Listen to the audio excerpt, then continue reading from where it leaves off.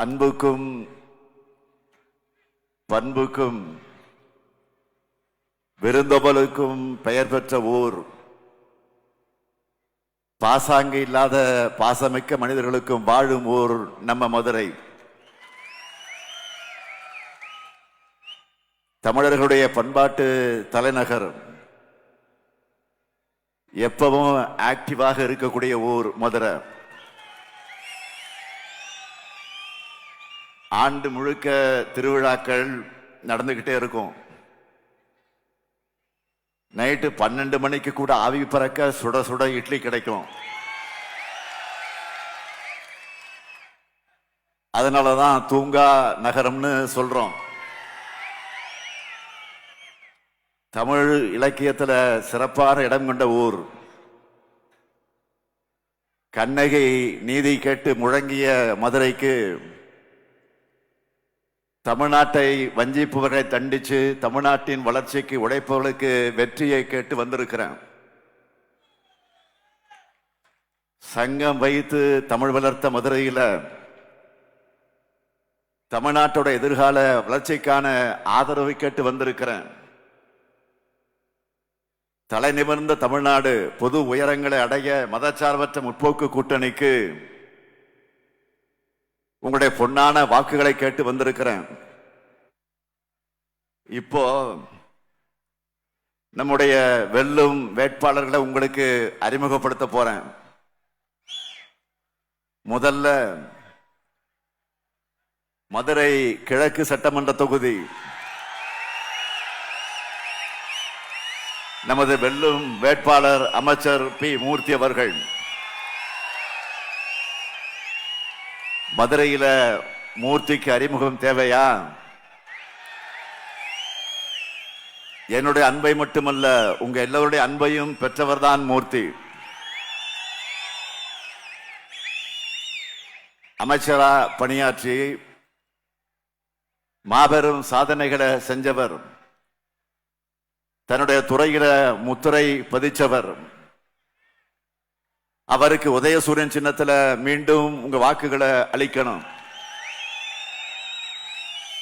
அடுத்து மதுரை மத்தி சட்டமன்ற தொகுதி நம்ம வெல்லும் வேட்பாளர் அமைச்சர் பிடிஆர் பழனிவேல் தியாகராஜன் அவர்கள். நீதி கட்சி தலைவர்களில் ஒருவரான பிடி ராசன் அவர்களுடைய பேரன், பண்பாளர் கழகத்தின் மாண்பாளர் பிடிஆர் பழனிவேல்ராஜன் அவருடைய அருமை மகன் நம்முடைய பிடிஆர். சிந்தனையிலும் சரி விவாதங்களிலும் சரி பிடிஆரை வீழ்த்துறது முடியாத செயல். அவருக்கு உதயசூரியன் சின்னத்தில் மீண்டும் உங்க வாக்குகளை அளிக்கணும். அடுத்து மதுரை வடக்கு சட்டமன்ற தொகுதி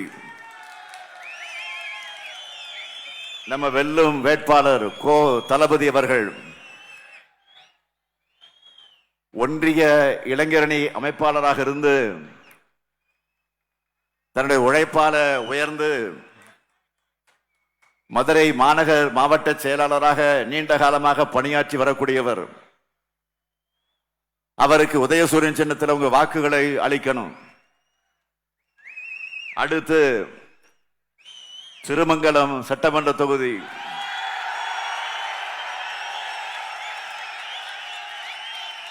நமது வெல்லும் வேட்பாளர் சேடப்பட்டி மணிமாறன் அவர்கள். கழகத்தோட மூத்த முன்னோடியான சேடப்பட்டி முத்தையா அவர்களுடைய அருமை மகன். மதுரை தெற்கு மாவட்ட கழகத்தினுடைய செயலாளர். திருமங்கலத்தில் இந்த முறை கழக வெற்றி கொடைய நிச்சயமாக ஏற்ற போகிறார். அவருக்கு உதயசூரியன் சின்னத்தில் உங்க வாக்குகளை அளிக்கணும். அடுத்து சோழவந்தான் சட்டமன்ற தொகுதி நமது வெல்லும் வேட்பாளர் ஆ வெங்கடேசன் அவர்கள். கிளைக்கழக செயலாளராக இருந்து உயர்ந்த செயல் வீரர். ஆதி திராவிட நலப்பிரிவு அமைப்பாளராக இருந்து ஒடுக்கப்பட்ட மக்களுடைய உயர்வுக்காக உழைச்சவர். கடந்த முறை வெற்றி பெற்று சிறப்பாக தொகுதிக்கு பணியாற்றியவர், தொகுதிக்கு நிறைய திட்டங்களை கொண்டு வந்தவர், மீண்டும் உங்க ஆதரவை கோரி நிற்கிறார். அவருக்கும் உதயசூரியன் சின்னத்தில் உங்க வாக்குகளை அளிக்கணும். அடுத்து மதுரை தெற்கு சட்டமன்ற தொகுதி, நம்ம வெல்லும் வேட்பாளர் மறுமலர்ச்சி திராவிட முன்னேற்ற கழகத்தை சார்ந்த பூமிநாதன் அவர்கள். என்னுடைய ஆறுயிர் அண்ணன் வைகோ அவர்களின் அன்பை பெற்றவர்.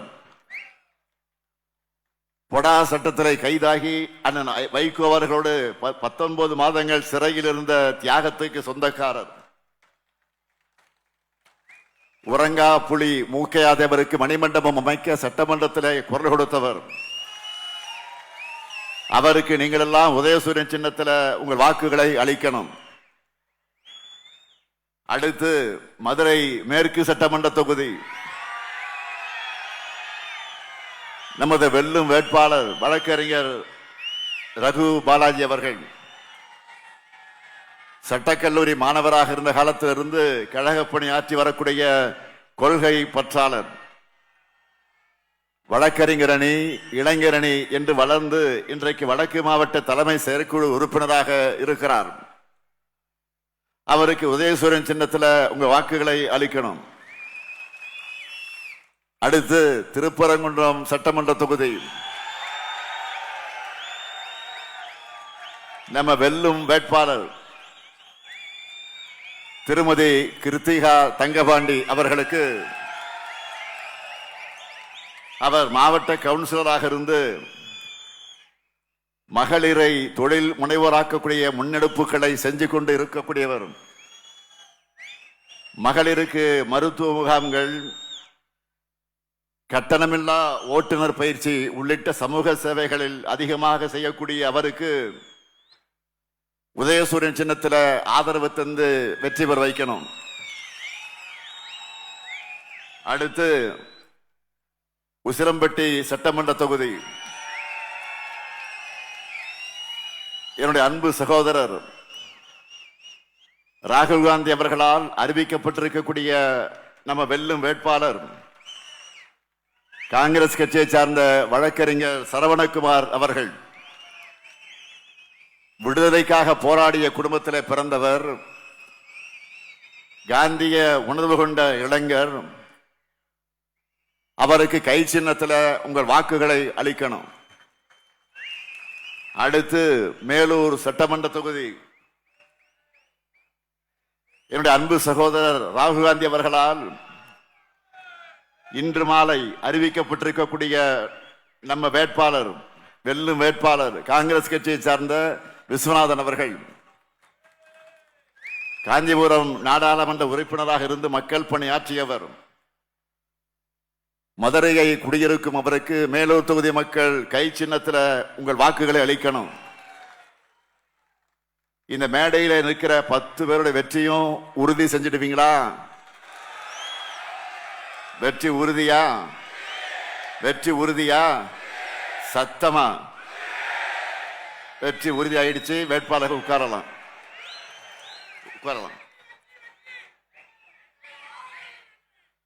மதுரையோட வளர்ச்சி என்றாலே திமுக தான். நம்ம ஆட்சி காலங்களில் செய்யப்பட்டிருக்கக்கூடிய முத்தாய்ப்பான சிலவற்றை சொல்லணும்னா, 1971 மதுரை மாநகராட்சியாக ஆனது. மாவட்ட நீதிமன்றம், மதுரை முத்து மேம்பாலம், ஆண்டாள்புரம் மேம்பாலத்துக்கு பசும்பன் திருமணகர் பெயர், தியாகி எம்என்ஆர் சுப்பராமன் மேம்பாலம், மானம் காத்த மருதுபாண்டியருக்கு சில,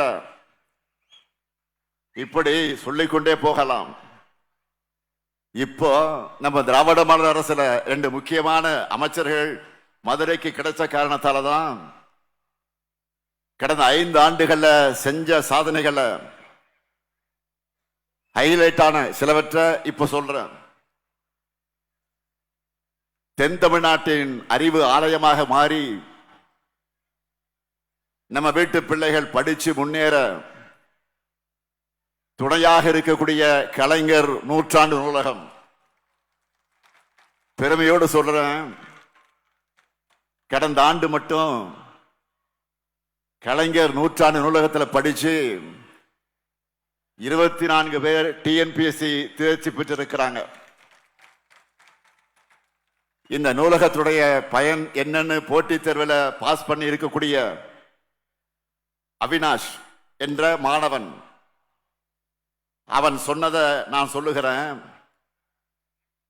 இது மாதிரியான திறன் மேம்பாட்டு படிப்புகளை படிக்கணும்னா 1 லட்சம் ரூபாய் வரை செலவாகும். ஆனா கலைஞர் நூலகத்தில் எந்த செலவும் இல்லாமல் தேர்வு எழுதி பாஸ் ஆகிட்டேன் அப்படின்னு அவினாஷ் சொல்லி இருக்கிறார். அதே போல பழங்கானத்தை சார்ந்த மாற்றுத்திறனாளி சகோதரர் ஸ்ரீகாந்த் அவர்கள் இங்க இருக்கக்கூடிய வசதிகளை பயன்படுத்தி படிச்சு வங்கியினுடைய உதவி மேலாளராக தேர்வில் தேர்ச்சி பெற்ற உடனே என்ன பேட்டி கொடுத்தார் தெரியுமா?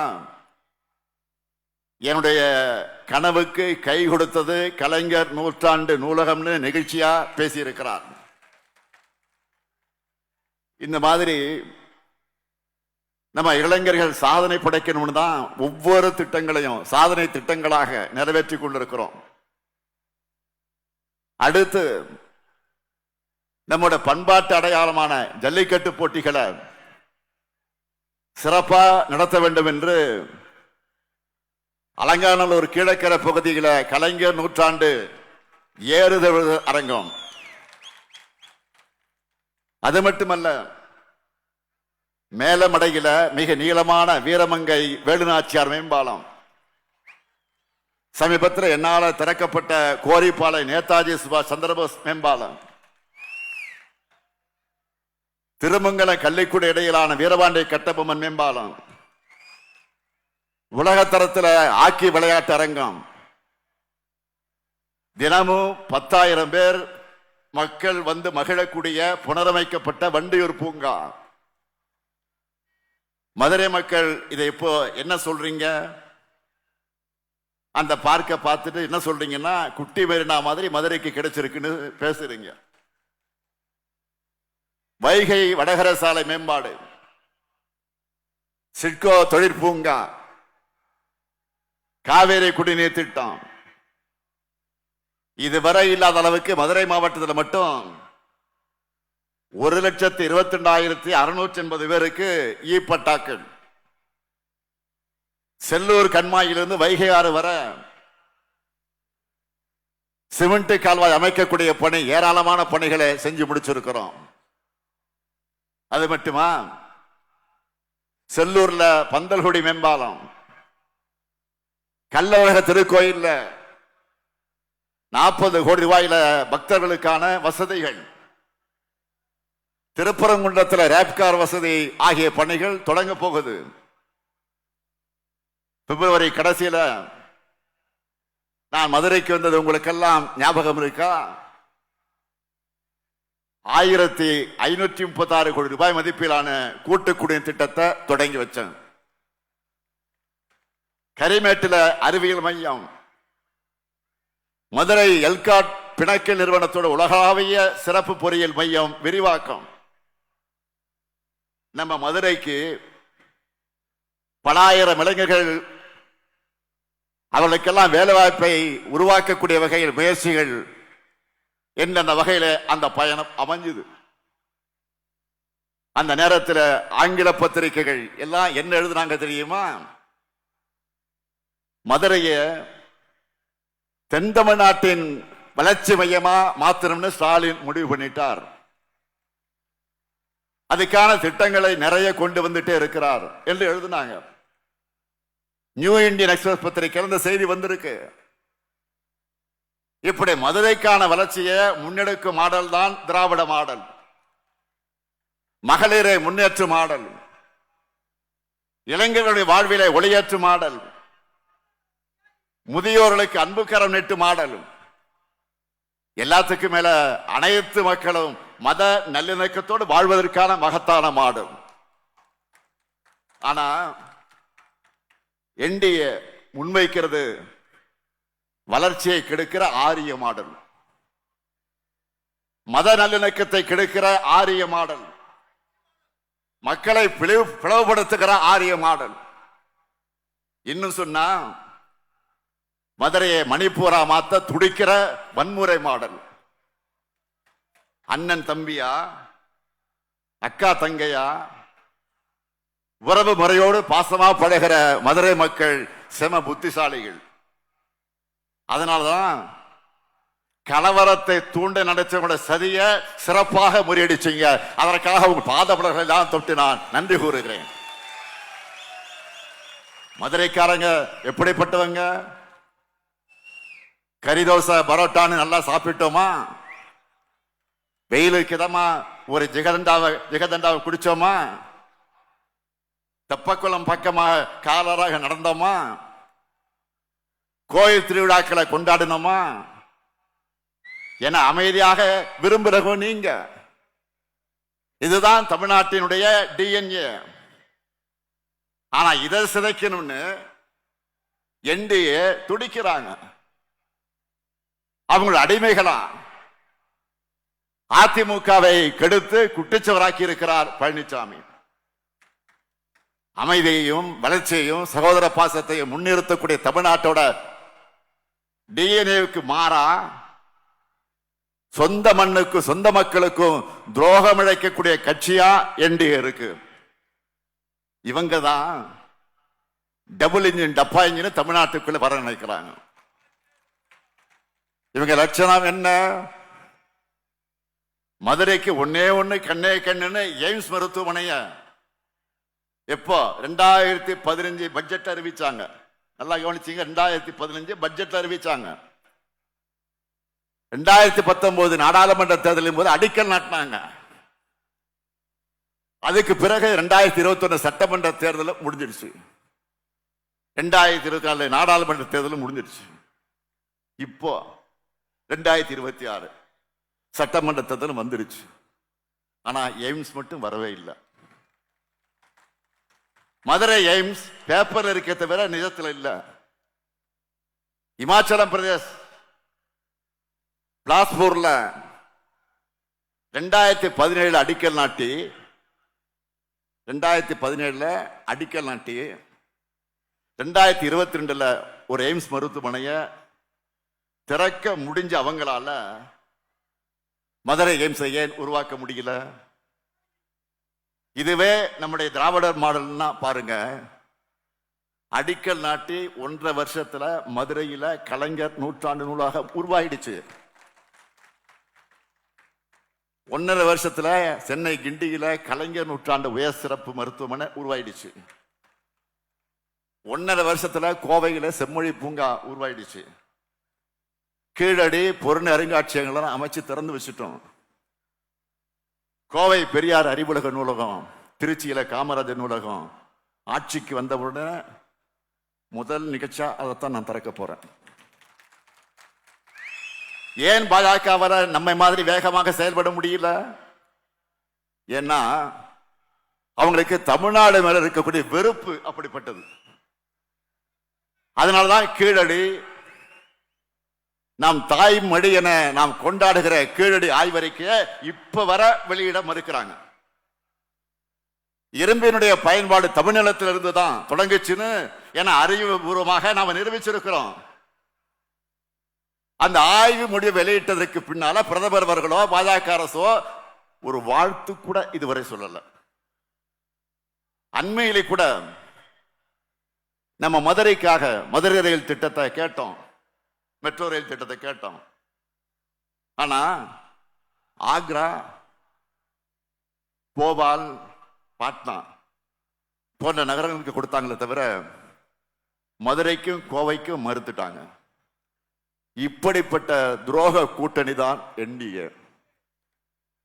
தமிழ்நாட்டின் மீது வன்மத்தோடு செயல்படக்கூடிய என்டிஏவோடு சதி திட்டங்களை வென்று வளர்ச்சி பாதையில நம்முடைய சாதனை பயணத்தை தொடரணும். 10 ஆண்டு காலத்தில் தமிழ்நாட்டுடைய வளர்ச்சியை சீரழித்தது அதிமுக, அதுக்கு துணை போனது பாஜக. நீங்க மறந்திருக்க மாட்டீங்க. 2021 உங்க ஆதரவோடு தமிழ்நாட்டை மீட்டெடுத்து இன்றைக்கு இந்தியாவில் நம்பர் 1 மாநிலமாக தமிழ்நாட்டை உயர்த்தி இருக்கிறோம். இந்தியாவுக்கே வழிகாட்டக்கூடிய மாடல் திராவிட மாடல் சொல்லக்கூடிய அளவுக்கு மாநிலத்தை தலை நிமிர வச்சிருக்கிறோம். முதல் நாள் ஆட்சிக்கு வந்து முதல் கையெழுத்திலேயே மகளிர் எல்லாரும் கட்டணம் இல்லாமல் வெடியல் பயணம் செய்யலாம் உத்தரவிட்டான். அதை தொடர்ந்து திராவிட மாடல் ஆட்சியில் செய்யப்பட்டிருக்கக்கூடிய திட்டங்களை நான் இப்ப தலைப்புச் செய்திகளாக சொல்ல போறேன். 1,31,00,000 மகளிருக்கு ஒவ்வொரு மாதமும் 1000 ரூபாயை வழங்கிக் கொண்டிருக்கும் கலைஞர் மகளிர் உரிமை திட்டம். இனி உங்களுடைய உரிமை தொகை 2000 ரூபாயாக உயரப்போகுது. அரசு பள்ளியிலே படிச்சு காலேஜ் போகக்கூடிய மாணவ மாணவிகளுக்கு மாதம் 1000 ரூபாய் வழங்கக்கூடிய புதுமை பெண் மற்றும் தமிழ் புதுமை திட்டம். இனி இந்த தொகை 1500 ரூபாயாக உயரப்போகுது. இதே மதுரையில் ஆரம்பிக்கப்பட்டதுதான் 19 லட்சம் பள்ளி மாணவர்களுக்கு சூடா சுவையா சத்தான வழங்குகிற காலை உணவு திட்டம். 5ஆம் வகுப்பு வரை. இப்போ இந்த திட்டத்தை 8ஆம் வகுப்பு வரைக்கும் விரிவாக்கம் செய்ய போறோம். பல லட்சம் உயிர்களை காக்கக்கூடிய மக்களை தேடி மருத்துவம். விபத்தில் சிக்கி உயிருக்கு போராடின பல்லாயிரம் பேர் உயிர்களை குடும்பங்களை காப்பாற்றிய இன்னுயிர் காப்போம் நம்மை காக்கு 48. பாதம் பாதுகாப்போம், இதயம் காப்போம், சிறுநீரக பாதுகாப்பு திட்டம். ஒன்றிய அரசு பின்பற்ற போறதா சொல்லிக் கொண்டிருக்கக்கூடிய தோழி விடுதி, ஸ்டார்ட் அப் தமிழ்நாடு, அண்ணல் அம்பேத்கர் தொழில் முன்னோடிகள் திட்டம், கலைஞர் கனவு இல்லம். இப்படி நாள் முழுக்க என்னால் பட்டியலிட முடியும். இவ்வளவு நேரம் நான் நிறைவேற்றிக்கிட்டு இருக்கக்கூடிய எத்தனையோ திட்டங்களை சொன்னேன். நிறைய சொல்லாமலும் விட்டு இருக்கிறேன். புதிய வாக்குறுதிகளையும் கொடுத்திருக்கிறேன்.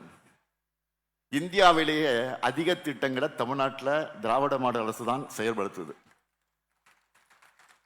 இது தெரிஞ்சும் மாண்புமிகு ஒன்றிய அமைச்சர் பியூஷ் கோயல் அவர்கள் எதுவும் தெரியாத மாதிரி நேற்று வந்து பேசியிருக்கிறார்.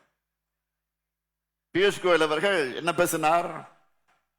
தமிழ்நாட்டில் எந்த திட்டங்களும் செயல்படுத்தப்படல, அரசோட பணம் எல்லாம் எங்கே போகுது, கடன் சுமை அதிகரிச்சிடுச்சு, தமிழ்நாடு திவாலாக போகுது என்று எந்த புரிதலும் இல்லாமல் பேசியிருக்கிறார். தமிழ்நாட்டில் எத்தனை திட்டங்கள் செயல்படுத்தப்படுது என்பதை எங்க திட்டங்களுக்கெல்லாம் பேரை மாற்றி அறிக்கை வெளியிட்டு இருக்காரு பழனிசாமி. அவர்கிட்ட கேளுங்க, சொல்லுவாரு. தமிழ்நாடு அரசின் பணம் எல்லாம் எங்கே போகுதுன்னு கேட்குறீங்களே, எல்லாமே நேரடியா மக்களுக்கு தான் போகுது. ஒரு மாசத்துக்கு முன்னாடி எல்லாருக்கும் 5000 ரூபாய் போச்ச, உங்களுக்கு தெரியாதா? அது இங்க இருக்கக்கூடிய பயனாளி எல்லாருக்கும் தெரியும். நாங்க கேட்கிறது, தமிழ்நாட்டு மக்கள் ஒன்றிய அரசுக்கு கட்டக்கூடிய வரி பணம் எல்லாம் எங்கே போகுது? தமிழ்நாட்டுக்கு 80,000 கோடி ரூபாய் கொடுத்திருக்கோம்னு அவர் சொல்லி இருக்கிறார். மாண்புமிகு ஒன்றிய அமைச்சர் திரு கோயல் அவர்களே, அப்படியே கொஞ்சம் உத்தரப்பிரதேசம், மத்திய பிரதேசம், பீகார், ராஜஸ்தான் போன்ற நீங்க ஆட்சி செய்யக்கூடிய மாநிலங்களுக்கு எவ்வளவு நிதியை கொடுத்திருக்கீங்க என்பதையும் சேர்த்து சொல்லுங்க. அப்பதான் தமிழ்நாட்டை நீங்க எந்த அளவுக்கு வஞ்சிக்கிறீங்கன்னு தெளிவா புரியும். தமிழ்நாட்டுடைய கடன் பத்தி பேசி இருக்கீங்களா? நேற்று உங்க அமைச்சரவையில் இருக்கக்கூடிய நண்பர் தர்மேந்திர பிரதான் அவர்களுக்கு நான் ஒரு சவால் விட்டேன். இன்று உங்களுக்கு ஒரு சேலஞ்ச் பண்றேன். தமிழ்நாடு ஒன்றிய அரசுக்கு கொடுக்கிற 1 ரூபாய்க்கு பதிலாக திரும்ப எங்களுக்கு எவ்வளவு கிடைக்குது? அதே வாயாக்காலக்கூடிய மாநிலங்களுக்கு எவ்வளவு கிடைக்குது? இந்த கம்பேரிசனை வெளிப்படையாக அறிவிக்க உங்களால் முடியுமா? சொன்னா உங்க கூட்டு வெளிப்பட்டு விடும். நான் உண்மையை உடைச்சு சொல்லிட்டான். பாஜக ஆளக்கூடிய வட மாநிலங்களுக்கு தர அதே அளவு நிதி பெறுவ தமிழ்நாட்டுக்கு நீங்க வழங்கினா தமிழ்நாட்டு கடனை அடைஞ்சு நமக்கு நிதி நெருக்கடி இருக்காது. எங்க பணத்தை வாங்கிக்கிட்டு எங்க கிட்டே பணம் எங்கன்னு போகுதுன்னு கேட்கிறீங்களே, இது நியாயமா? பிள்ளையும் கிள்ளி விட்டு தொட்டிலையும் ஆட்டுறது சொல்லுவாங்களே, அது இதுதானா? பாஜகவுக்கு திமுக மீதான கோபம் மட்டுமல்ல, அவங்களுக்கு தமிழ்நாட்டு மேலையும் வெறுப்பு தான். இத்தனை நெருக்கடியை கொடுத்தோம். பொருளாதார வளர்ச்சியில, ஜிபிடி வளர்ச்சியில, தனிநபர் வருமானத்தில், ஆடை, காலணிகள், மின்னணு பொருள் ஏற்றுமதியில், இப்படி எல்லாத்தையும் நாம நம்பர் 1 இருந்தா வெறுப்பு வரத்தானே செய்யும். அதுக்காக இந்தியாவோட மிக முன்னேறின மாநிலத்தை பார்த்து திவால் ஆகிடும் ஒன்றிய அமைச்சர் பியூஷ் கோயல் சொல்றது ரொம்ப டூ மச். பார்த்துக்கிட்டே இருங்க, என்டிஏ தான் தமிழ்நாட்டில் திவாலாக போகுது. நிதி நிர்வாகம் பற்றி தமிழ்நாட்டுக்கு இவ்வளவு அக்கறையா பாடம் எடுக்கிறீங்களா? பாஜக ஆட்சிக்கு வந்ததிலிருந்து இந்தியாவுடைய பொருளாதாரத்துடைய நிலை என்ன? ஆட்சிக்கு வந்தா டாலருக்கு நிகரான இந்திய ரூபாயுடைய மதிப்பை அப்படியே தூக்கி நிறுத்திடுவோம்னு வாய்க்கீழே பேசுறீங்களா இல்லையா? இன்று என்ன நிலைமை இப்போ சொல்லுங்க. வரலாற்றில் இல்லாத அளவுக்கு ரூபாய் மதிப்பு பாஜக ஆட்சியில வீழ்ச்சியை சந்திச்சிட்டு இருக்கு. இன்னும் கொஞ்ச நாள்ல செஞ்சுரி போட போகுது. போய் முதல்ல அதை எப்படி தடுக்கணும் பாருங்க. பரீட்சையில ஃபெயிலான ஸ்டூடெண்ட் எல்லா சப்ஜெக்ட்லயும் டாப்பரா இருக்கக்கூடிய எங்களுக்கு அட்வைஸ் பண்ணலாமா? முதல்ல நீங்க பாஸ் மார்க் அச்சு வாங்கிட்டு அப்புறமா தமிழ்நாட்டு கதையை பேசுங்க. 2021 திராவிட மாடல் ஆட்சிக்காக மக்களுடைய ஆதரவை கேட்டு வரும்போது அடுத்த 10 ஆண்டுகளுக்கான தொலைநோக்கு பார்வையை உறுதிமொழிகளாக கொடுத்துட்டு தான் வாக்கு கேட்டேன். அந்த அடிப்படையில் திராவிட மாடல் என்பது 2.0 ஆட்சியில் எதிர்கால தமிழ்நாட்டை கட்டமைக்க போற செயல் திட்டம் அடங்கிய தேர்தல்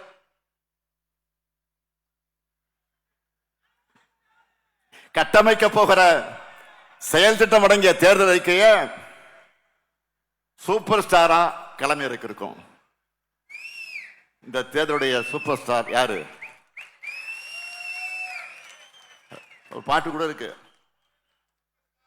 சூப்பர் ஸ்டார்னு யாருன்னு கேட்டா சின்ன குழந்தைகள் கூட சொல்ல. தேர்தல் அறிக்கைன்னு சொல்லும். நம்முடைய தேர்தல் அறிக்கை இது. ஸ்டாலின், இந்த ஸ்டாலின் ஒரு தடவை சொன்னா அதை நிச்சயம் நிறைவேற்றி கொடுப்பான். நம்ம இல்லறசி திட்டம் தான் டாப் ஆஃப் தி டவுன் போ, டாப் ஆஃப் தி டவுன் இருக்கும். இப்பவே வீட்டுக்கு என்ன புது பொருளை வாங்கலாம் அப்படின்னு தாய்மார்கள் எல்லாம் பெண்கள் எல்லாம் டிஸ்கஸ் பண்ண ஆரம்பிச்சுட்டாங்க. இந்த திட்டத்தில் எவ்வளவு ரூபாய்க்கு கூப்பன் தர போறோம்? 8000.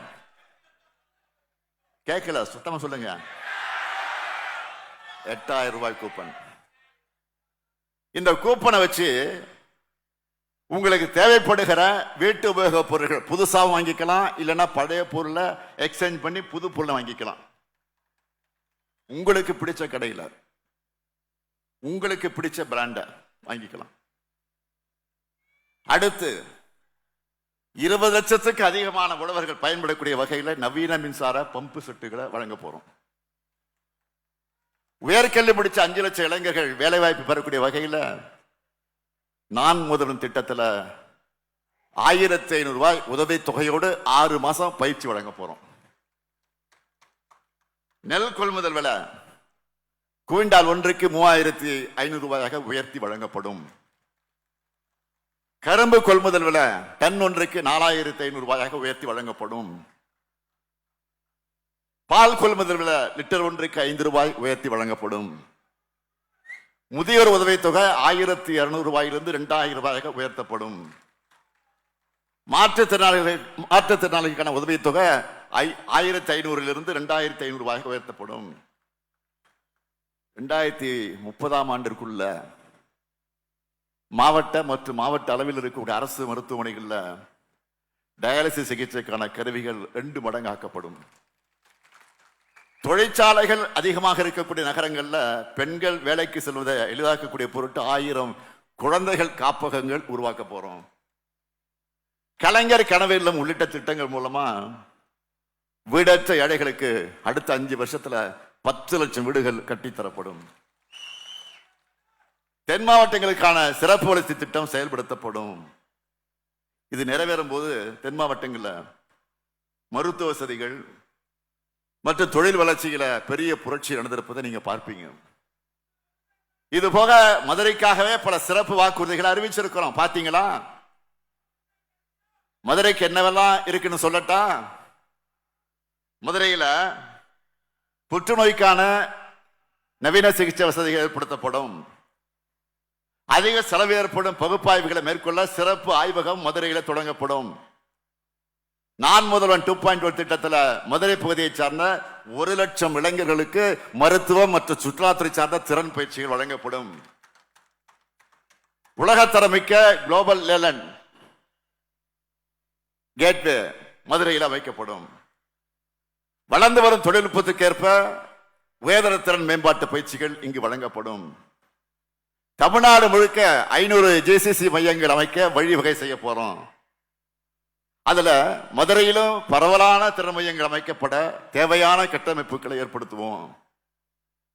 மதுரையில உணவு பதப்படுத்தக்கூடிய குழுமம் அமைக்கப்படும். நவீன பண்பாட்டு அரங்கம் அமைக்கப்படும். மதுரைக்கு அருகில உலகத்தர வசதிகளோட புதிய நகரம் அமைக்கப்படும். நாங்க சொன்னதை செய்வோம். நான் கலைஞருடைய மகன். சொன்னதை மறக்க மாட்டேன், மறுக்க மாட்டேன். தமிழ்நாட்டை தலைநிமிர வைக்கிறது தான் நம்முடைய கொள்கை. இந்தியை திணிக்கிறதுக்காக நம்முடைய குழந்தைகளுடைய கல்வி நிதியை கூட நிறுத்தி வச்சிருக்கக்கூடிய பாஜகவும் அதுக்கு துணை போகக்கூடிய அதிமுக செஞ்சிருக்கக்கூடிய துரோகத்துக்கு அந்த கூட்டணிக்கு தமிழ்நாட்டு மக்கள் தண்டனை தரப்போகக்கூடிய நாள் தான் ஏப்ரல் 23.